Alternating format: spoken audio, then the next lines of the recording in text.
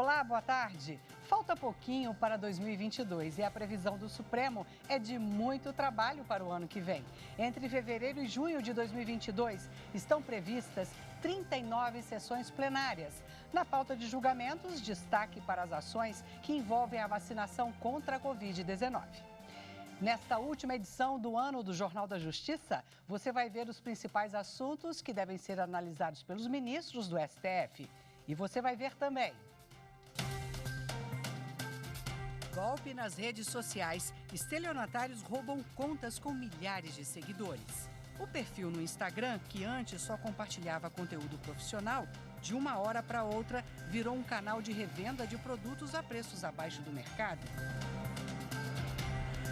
Na retrospectiva 2021 do STF, a decisão que tornou inconstitucional a pena de 10 a 15 anos de prisão para o crime de importação de medicamentos sem registro sanitário.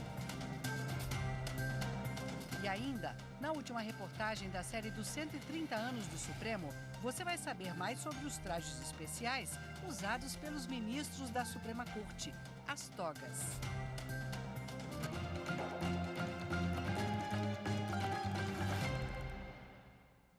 O calendário de julgamentos do Supremo Tribunal Federal para o primeiro semestre do ano que vem já foi divulgado. Confira agora na reportagem os principais assuntos que serão alvo de análise dos ministros do STF. Entre fevereiro e junho de 2022, estão previstas 39 sessões plenárias. Na pauta de julgamentos, destaque para as ações que envolvem a vacinação contra a Covid-19. Logo no início do semestre, os ministros julgam um referendo da liminar que determinou a exigência de comprovante de vacina para quem vem do exterior. Ainda em relação à pandemia, os ministros analisam a liminar que suspendeu regras de uma portaria do Ministério do Trabalho e Previdência que proíbe empresas de exigirem comprovante de vacinação na contratação ou na manutenção do emprego do trabalhador. Já na primeira sessão plenária, a Corte vai dar continuidade ao julgamento dos embargos de declaração que tratam das restrições impostas à realização de operações policiais em comunidades do Rio de Janeiro durante a pandemia de Covid-19.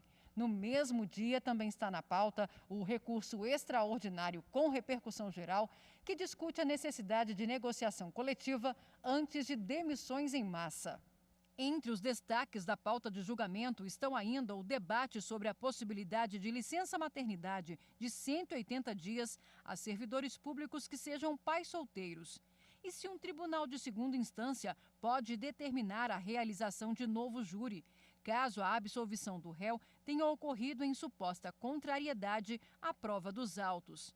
E em um ano que será marcado por mais um processo eleitoral, o plenário do STF deve julgar também se mantém ou não a liminar com a determinação para que as federações partidárias obtenham registro de estatuto até 6 meses antes das eleições. Quarta turma do Superior Tribunal de Justiça decide que cônjuges unidos sob separação obrigatória de bens podem estabelecer pacto antinupcial mais restritivo. O entendimento do colegiado foi de que é possível que os cônjuges unidos sob o regime de separação obrigatória de bens estabeleçam, em acréscimo, um pacto antinupcial convencionando a separação total de bens e afastando a incidência da súmula 377 do Supremo Tribunal Federal, que prevê que no regime de separação obrigatória comunica-se o patrimônio adquirido na constância do casamento. O recurso teve origem em pedido de inventário ajuizado por uma viúva. Em escritura pública, em 2014, o casal declarou que mantinha a união estável desde 2007, quando o falecido tinha então 77 anos e a mulher 37. A união estável deveria observar o regime da separação obrigatória de bens, mas as partes firmaram o pacto antinupcial, que estipulava termos ainda mais protetivos. O juízo de primeiro grau acolheu a impugnação dos herdeiros para excluir a viúva da meação ou partilha dos bens deixados pelo falecido e removê-la do inventário. Já o Tribunal de Justiça do Paraná, apesar de reconhecer o caráter restritivo do pacto antinupcial, manteve a mulher na função de inventariante. O relator do recurso no STJ, ministro Luiz Felipe Salomão, explicou que o Código Civil restringiu a liberdade de escolha do regime patrimonial dos noivos em certas circunstâncias, como no caso de pessoa de maior de 70 anos, a fim de proteger o idoso e seus herdeiros dos casamentos realizados por interesse estritamente econômico. Para Salomão, se o objetivo da lei é justamente conferir proteção ao patrimônio do idoso, é possível que o pacto antinupcial venha a estabelecer cláusula ainda mais protetiva. O colegiado considerou assim ser possível que os noivos ou companheiros, em exercício da autonomia privada, firmem escritura pública para afastar a incidência da súmula 377 do STF, realizando um casamento ou união estável em regime de separação obrigatória com pacto antinupcial de separação de bens. A 7ª turma do Tribunal Superior do Trabalho rejeitou o recurso da construtora Camargo Correia e manteve a condenação da empresa ao pagamento das diferenças de horas extras de um carpinteiro. Os registros de ponto foram invalidados porque mostravam sempre as mesmas marcações dos horários de entrada e saída do emprego. O carpinteiro pediu o pagamento das horas extras referentes a 4 meses do contrato. Ele disse que apenas assinava o controle de ponto fornecido pela empresa. A Camargo Correia sustentou que a sobrejornada foi devidamente registrada e paga ao carpinteiro e que a anotação uniforme dos horários de entrada e saída do trabalhador, conhecida como ponto britânico, não poderia servir para pressupor uma ilegalidade, sob pena de violação do princípio da boa-fé. O Tribunal Regional do Trabalho da 8ª Região invalidou os registros de ponto apresentados pela construtora por entender que seria pouco crível que no curso de quase 4 meses de contrato, o empregado tivesse anotado a jornada com tamanha precisão. A empresa recorreu. O relator do recurso de revista da construtora na 7ª turma, ministro Evandro Valadão, lembrou que, de acordo com a súmula 338 do TST, consideram-se inválidos como meio de provas os cartões de ponto com horários de entrada e saída uniformes em relação às horas extras. A decisão regional encontra-se em conformidade com o tema 33, súmula 338 do TST, o que traz a incidência do artigo 896, parágrafo 4º, atual 7º da CLT e da súmula 333. Ademais, para alcançar a conclusão contrária adotada pelo Tribunal Regional, haveria efetivamente que revolver a matéria de fato, e aí temos o óbito da súmula 123. Nesse caso, cabe à empresa comprovar a veracidade dos controles, o que, segundo o relator, não foi feito pela construtora, passando a valer, portanto, a jornada apresentada pelo empregado na petição inicial. A decisão foi unânime. Golpe nas redes sociais. Estelionatários roubam contas com milhares de seguidores. A gente explica no próximo bloco. Até já.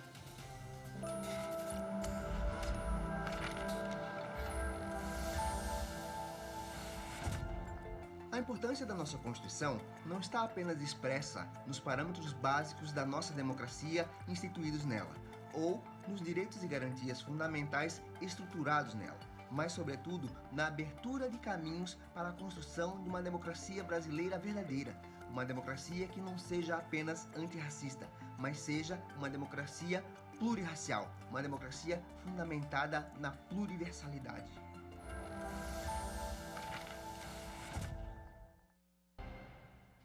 A cada dia que passa, a gente tem que ficar mais e mais atento aos cliques que damos nas redes sociais. Com métodos cada vez mais sofisticados, estelionatários sempre dão um jeito de pegar nossos dados e, em posse deles, aplicam os mais diversos golpes. A bola da vez é o roubo de contas no Instagram para enganar seguidores. Veja só. 41 mil seguidores. O perfil no Instagram do professor Anderson era mais que uma simples rede social. A conta dele no aplicativo encurtava distâncias com os alunos do curso de Direito e com pessoas comuns que buscavam informações e discussões sobre o tema.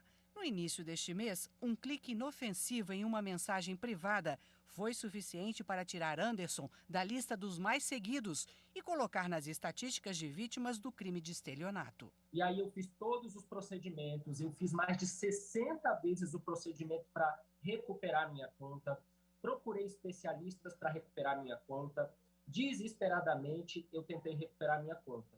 e não consegui. O perfil no Instagram, que antes só compartilhava conteúdo profissional, de uma hora para outra virou um canal de revenda de produtos a preços abaixo do mercado. O golpista passou a usar a credibilidade do professor para enganar os interessados em comprar eletrodomésticos baratos.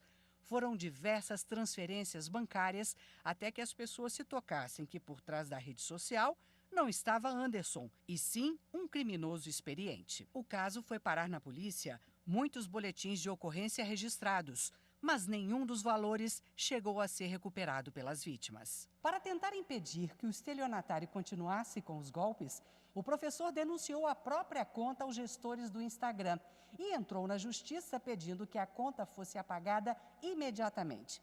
Mas os pedidos foram negados e o golpista continuou usando o perfil. São as minhas fotos que ele está usando, é a minha imagem, ele está se passando por mim e aplicando golpes em pessoas inocentes, pessoas que estão fazendo empréstimo para poder pagar celular e notebook que ele finge que está vendendo. Gente, ele não está vendendo nada. Ele anuncia, manda uma chave Pix, a pessoa passa e ele bloqueia a pessoa. É impressionante a criatividade para cometer crime, não é mesmo? Bem, para repercutir o assunto, a repórter Manuela Rolim conversou com o professor de Direito e especialista na área digital, Paulo Renat. Confira aí. Hoje nós recebemos aqui o professor de Direito e especialista na área digital, Paulo Renat. Muito obrigada pela sua participação, professor. Queria começar essa nossa conversa perguntando se existe alguma forma da gente não cair em qualquer tipo de golpe quando a gente fala de internet e, em especial, quando a gente fala de Instagram.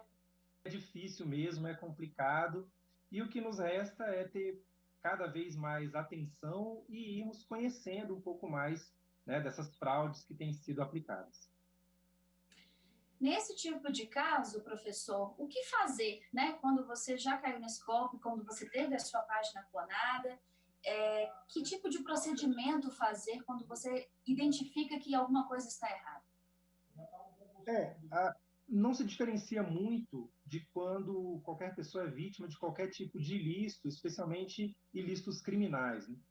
Então, buscar a polícia é sempre muito importante, reunir o máximo de provas que a pessoa, que a vítima conseguir, claro, sem se submeter a novas situações de risco, e também, né, buscar entrar em contato com a empresa, né, para tentar ver se é possível uma solução mais rápida, mais imediata, que não dependa do envolvimento do Poder Judiciário. A gente viu agora na reportagem, né, o caso do nosso personagem, e ele entrou na justiça e solicitou ao próprio Instagram que o perfil dele fosse deletado, fosse apagado. E ele teve uma resposta negativa, tanto da justiça quanto do próprio Instagram. Por que isso acontece? Até onde vai a obrigação ali da página, né? A página poderia realmente ter feito isso, de negar que o usuário, o nosso personagem, apagasse o perfil? A minha percepção, a partir da história do Anderson, né, é que ele não usava o chamado, a ferramenta de autenticação de 2 fatores.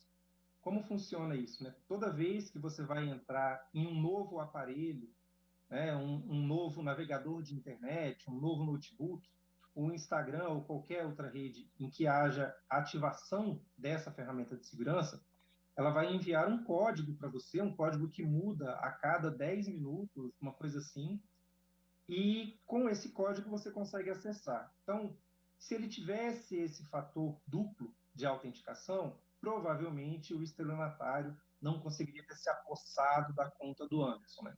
Mas aí eu estou falando do que fazer antes, que é um recado que vale para todo mundo que estiver nos assistindo, não só para o Instagram, mas para o WhatsApp, para o Facebook, para o seu e-mail, enfim, qualquer aplicativo móvel que oferecer autenticação de 2 fatores, a sugestão é sempre use.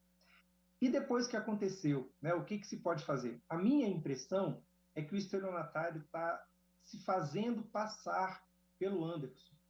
Então, toda vez que o Anderson, de fora do Instagram, questiona, roubaram a minha conta, o sujeito que está no domínio da conta, ele aprendeu as provas que o Instagram exige. Então ele me manda uma foto, aí ele vai no banco de imagens do próprio perfil e envia uma foto. Me manda um vídeo, ele vai no banco e envia o vídeo. E aí, de novo, né, aquele jogo de cada vez que se cria uma nova segurança, a pessoa que vai cometer o crime busca uma nova forma de burlar essa segurança. E a responsabilidade das empresas, ela acaba ficando complexa, né? A gente está falando de uma relação de consumo, então não é que o Instagram não tem responsabilidade, eu acho que tem sim. O ponto é, como que o Instagram poderia distinguir quem é o Anderson? Se o Anderson é de fato quem está usando a conta ou se ele é de fato quem está mandando um e-mail dizendo roubaram a minha conta. A gente sabe que as empresas não são brasileiras, mas o que diz a legislação aqui no Brasil em relação a esse tipo de questão? Além do Marco Civil, a gente tem direito do consumidor, eventualmente até o próprio Código Penal. A gente tem legislação, a gente tem o Poder Judiciário, mas é uma estrutura também complexa. Então, infelizmente, vai caber ao Anderson ainda recorrer e, sem dúvida, buscar a imprensa, mobilizar a opinião pública, imagino que pode ajudar no caso dele também. Professor, existe também uma orientação para que os usuários guardem o máximo de provas possíveis quando caírem em um golpe, né? Para elas terem como provar que caíram em um golpe, é isso? No caso do Instagram, especificamente, ele envia sempre um e-mail a partir de um endereço de segurança. Então, a pessoa vai lá na caixa de entrada dela de e-mails e vai ver que dia que houve qualquer alteração no endereço de e-mail, no nome do usuário ou até na senha. Então, o que os estelionatários têm feito também é, assim que se apossam do perfil, trocar a senha. Então, cheque no seu e-mail se houve essa troca, quando houve essa troca. E aí, mais uma dica sobre a autenticação de 2 fatores. Nunca compartilhe os números que você receber nessa autenticação. Eu queria agradecer muitíssimo a sua participação, muito obrigada, e que realmente fique de alerta, né? Que rede social é muito bom, mas é preciso tomar cuidado. Muito obrigada e até uma próxima. Até uma próxima, que todo mundo aproveite as festas sem dificuldades nas redes sociais. É isso aí. E veja a seguir, na retrospectiva 2021 do STF, a decisão que tornou inconstitucional a pena de 10 a 15 anos de prisão para o crime de importação de medicamentos sem registro sanitário. Nós voltamos já.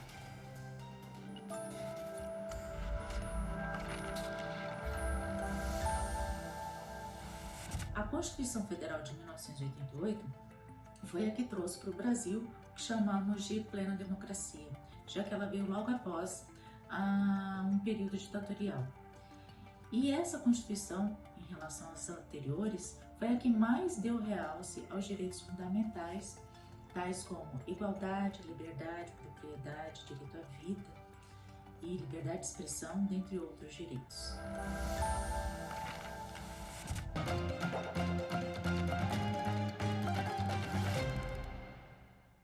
Na reportagem de hoje da retrospectiva dos principais julgamentos do Supremo Tribunal Federal em 2021, você vai ver que o plenário decidiu que a pena de 10 a 15 anos de prisão para o crime de importação de medicamentos sem registro sanitário é inconstitucional.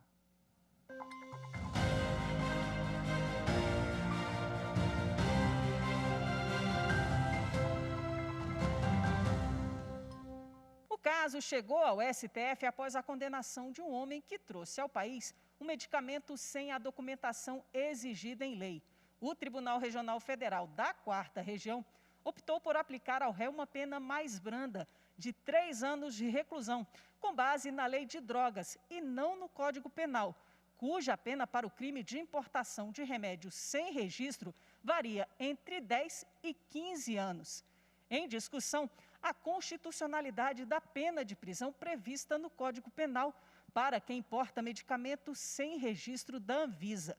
Tanto o Ministério Público Federal quanto o condenado recorreram ao Supremo visando a anulação da decisão do TRF da 4ª Região. O julgamento foi retomado com o voto da ministra Rosa Weber, que acompanhou a divergência aberta pelo ministro Alexandre de Moraes. A ação penal prescrita para as condutas previstas no parágrafo 1º, a linha B do artigo 273, é manifestamente desproporcional, o que eiva a norma de inconstitucionalidade material. No mesmo sentido, votaram os ministros Dias Toffoli, Carmen Lúcia, Gilmar Mendes e Ricardo Lewandowski. Já o ministro Marco Aurélio teve um entendimento distinto dos demais. Ele declarou a constitucionalidade do artigo 273 do Código Penal e determinou que outro julgamento ocorra no caso específico. Assento, portanto, a constitucionalidade do 273, como está no Código Penal, parágrafo 1º-B. Outro julgamento ocorra e declaro com isso o prejuízo do recurso interposto pelo réu. É como voto. Depois, o ministro Luiz Roberto Barroso reajustou o voto para se alinhar ao voto do ministro Alexandre de Moraes.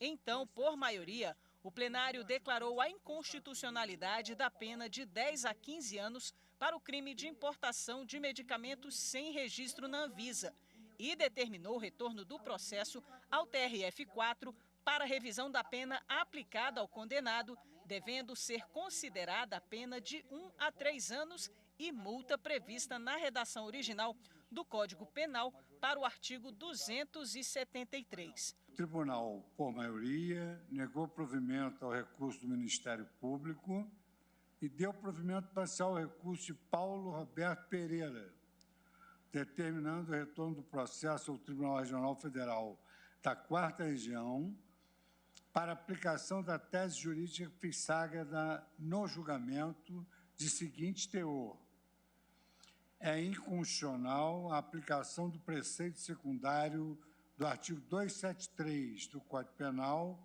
com a redação dada pela Lei 9677, reclusão de 10 a 15 anos de multa, à hipótese prevista no seu parágrafo 1º, B1, que versa sobre a importação de medicamentos sem registro no órgão de vigilância sanitária. Para esta situação específica, fica repristinado o preceito secundário do artigo 273 na redação originária, reclusão de 1 a 3 anos.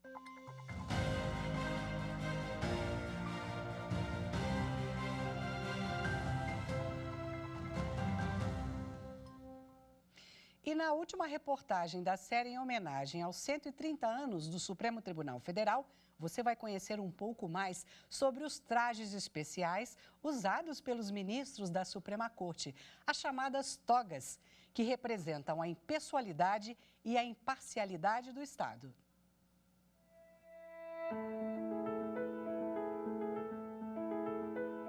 A mais alta corte do país conserva símbolos que se perpetuam ao longo da história.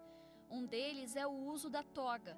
O traje é usado por ministros do Supremo, desembargadores e juízes federais.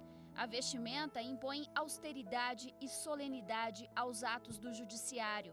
O ato de vestir uma indumentária especial em sessões de julgamentos é uma das mais antigas tradições civis. Você visita vários museus, é possível ver trajes especiais com muito vermelho, muito dourado. Se naquela época os trajes especiais eram vermelhos e dourados, hoje eles são pretos.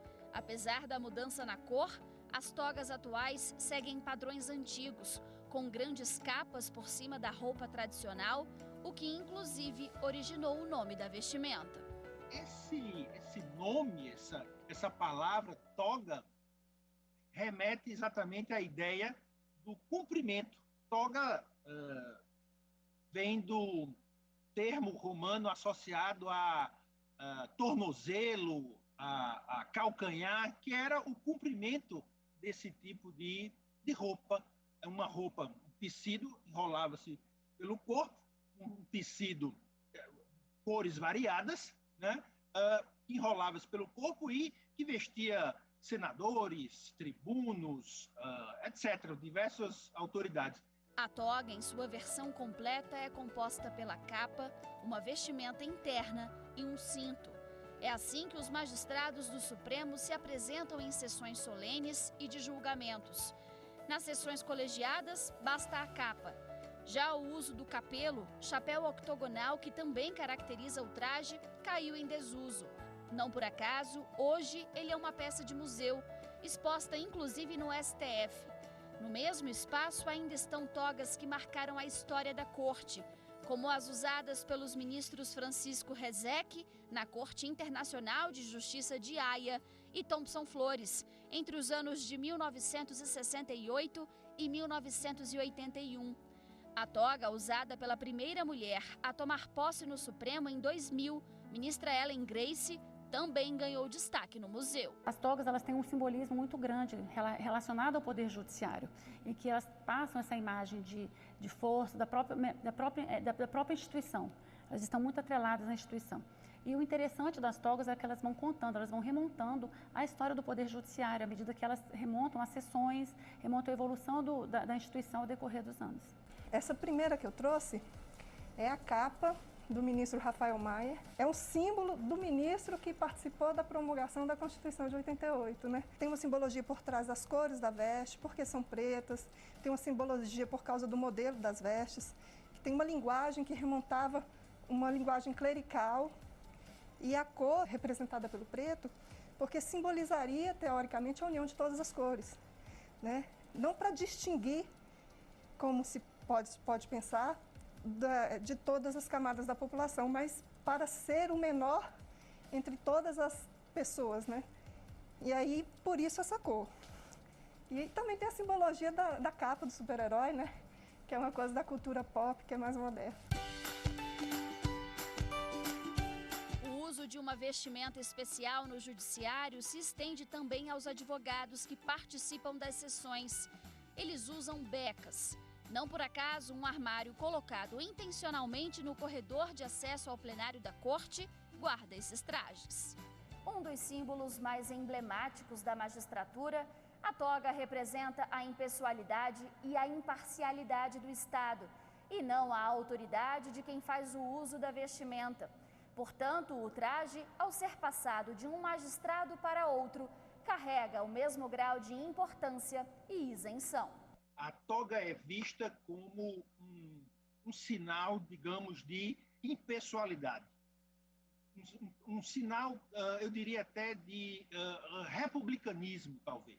Ali não é o juiz A, B ou C que está julgando o indivíduo, o que está julgando é o Estado impessoal, que não distingue ricos e pobres, influentes e não influentes. A toga tem essa importância de fazer, de mostrar ao indivíduo que todos são iguais perante a lei. Por trás da toga não existe o João, o José, o Pedro, juiz, mas existe somente o juiz, o magistrado.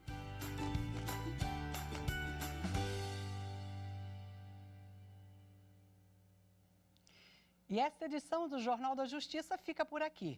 Uma ótima tarde e em 2022, paz, saúde, esperança para você. Obrigada pela companhia. Tchau.